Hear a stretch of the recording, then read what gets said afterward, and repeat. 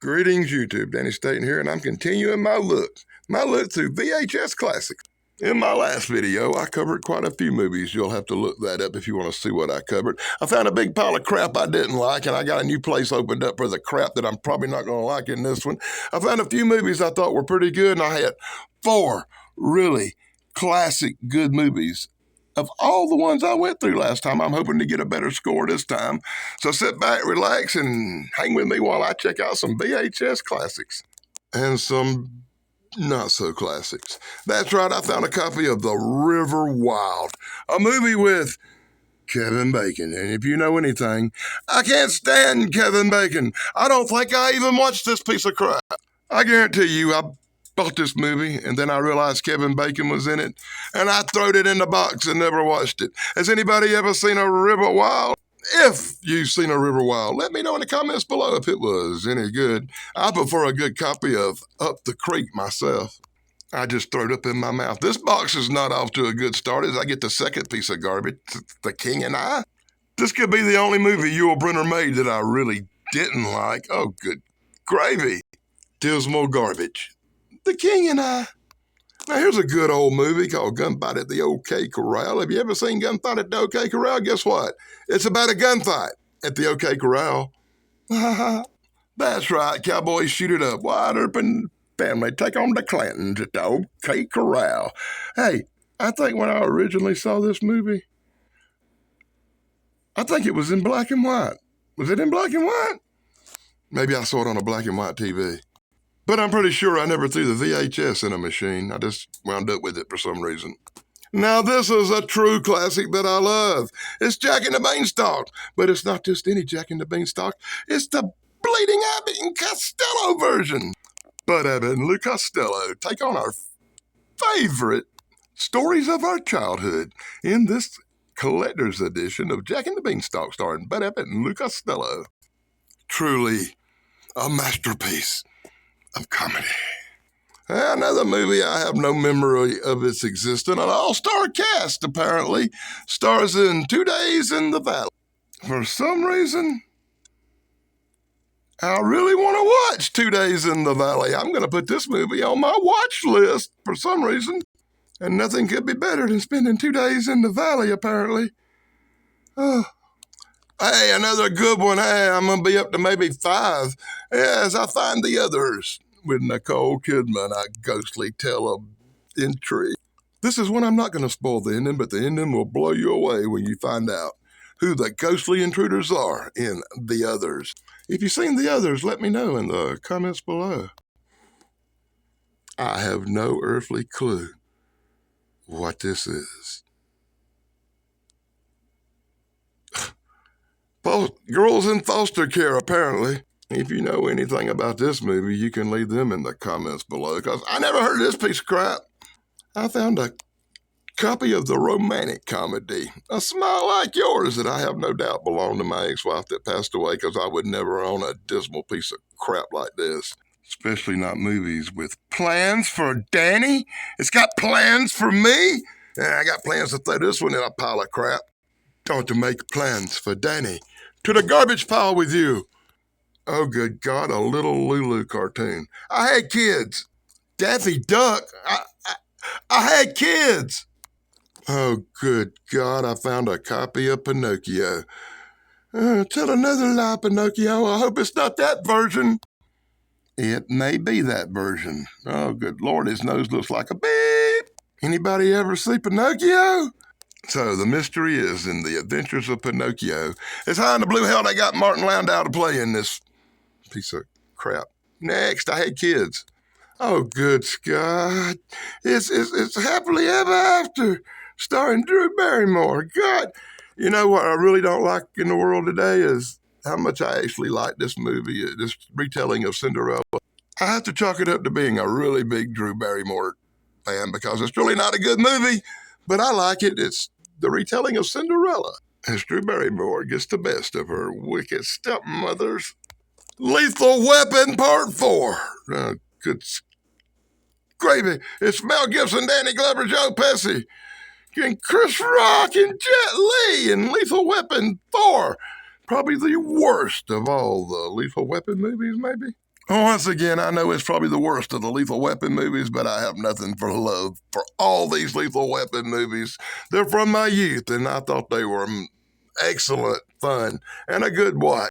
So I recommend you watch Lethal Weapon 4 once. Just once.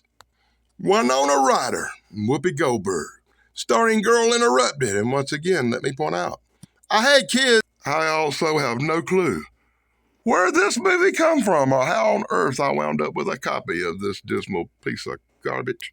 Girl Interrupted. Oh, good. Oh.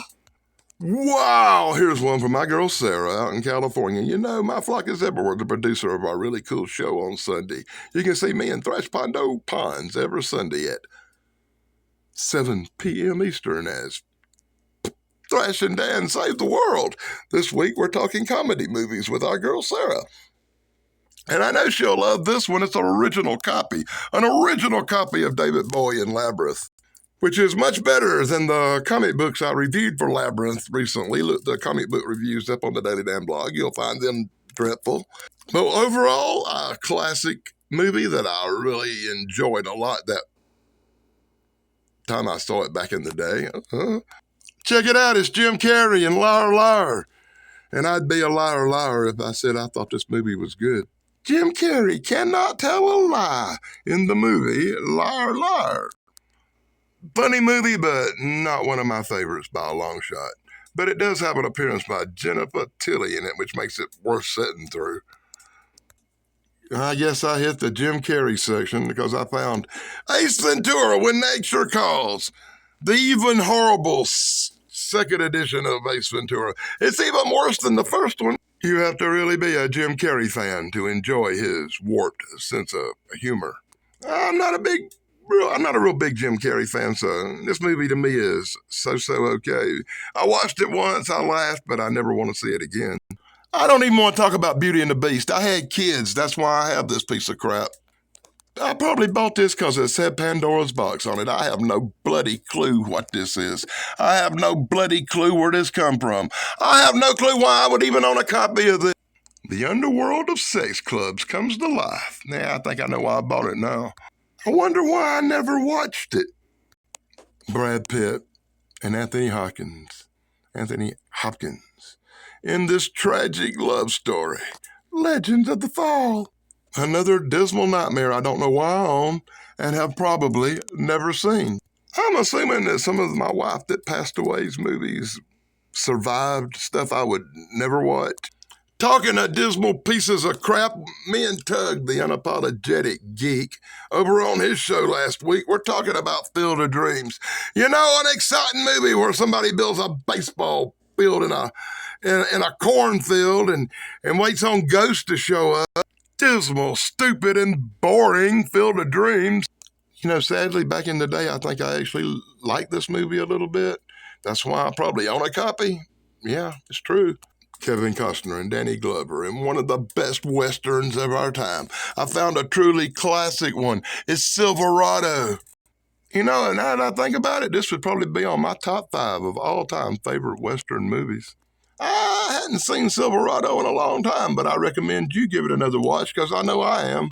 I have found the King of the Hill. No, I haven't. I found Tom Hanks in Forrest Gump, which is the King of the Hill. Of all these crappy movies I've looked at today, this would probably be the best one of them, and it's by far one of Tom Hanks' best movies. In a movie that still stands up to this day, I recommend everybody, if you have not seen Forrest Gump, check out Forrest Gump, a really great movie starring Tom Hanks. You know, this copy of Forrest Gump probably got wore out. It's been seen so many times.